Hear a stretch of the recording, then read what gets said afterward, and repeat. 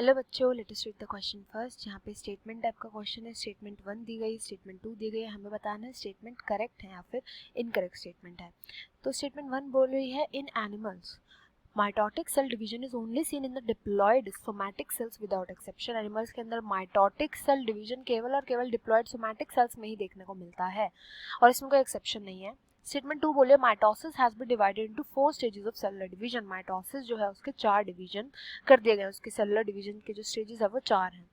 तो यहाँ पे जो मेन की कॉन्सेप्ट्स यूज करे जाएंगे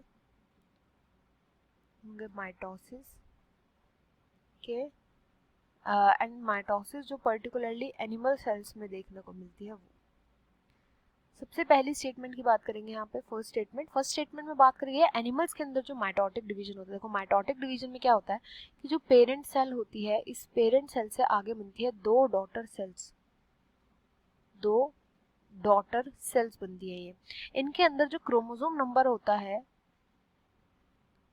क्रोमोसोम जो होता है, जो नंबर होता है वो सेम होता है एंड ये दोनों की दोनों सेल्स जो होती है ये आइडेंटिकल होती हैं आपस में भी और अपने पेरेंट सेल से भी आइडेंटिकल होती है। अगर हम बात करें कि माइटोटिक सेल जो होता है वो किस में देखने को मिलता है, तो माइटोटिक सेल केवल और केवल डिप्लॉयड सेल्स में देखने को मिलता है एनिमल सेल्स के अंदर।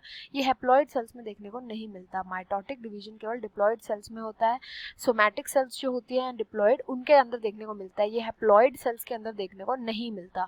तो यहाँ पे जो स्टेटमेंट 1 बोला गया है वो करेक्ट स्टेटमेंट है। प्लांट सेल्स के अंदर अगर हम प्लांट सेल्स की बात करें तो प्लांट सेल्स के अंदर जो डिप्लॉयड सेल्स होती हैं एंड हैप्लॉयड सेल्स दोनों के अंदर ये देखने को मिलता है जो माइटोटिक डिवीजन होता है। तो इसलिए फर्स्ट स्टेटमेंट जो है it is a correct statement.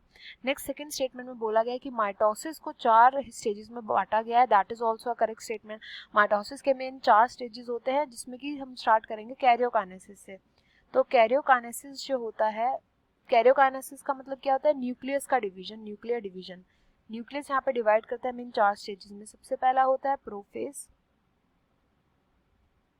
Second होता है मेटाफेज, मेटाफेज के बाद आता है anaphase, anaphase and then telophase. तो ये 4 मेन स्टेजेस होती हैं कैरियोकाइनेसिस इसके अंदर होता है। इसके बाद क्या आता है साइटोकाइनेसिस, जिसमें साइटोप्लाज्म का डिवीजन होता है। तो माइटोसिस के मेनली 4 स्टेजेस होते हैं। तो ये सेकंड स्टेटमेंट भी करेक्ट है। हमारी फर्स्ट स्टेटमेंट सेकंड स्टेटमेंट दोनों करेक्ट थे। Option 1 will be the right answer. I hope you understood well. Best of luck and thank you.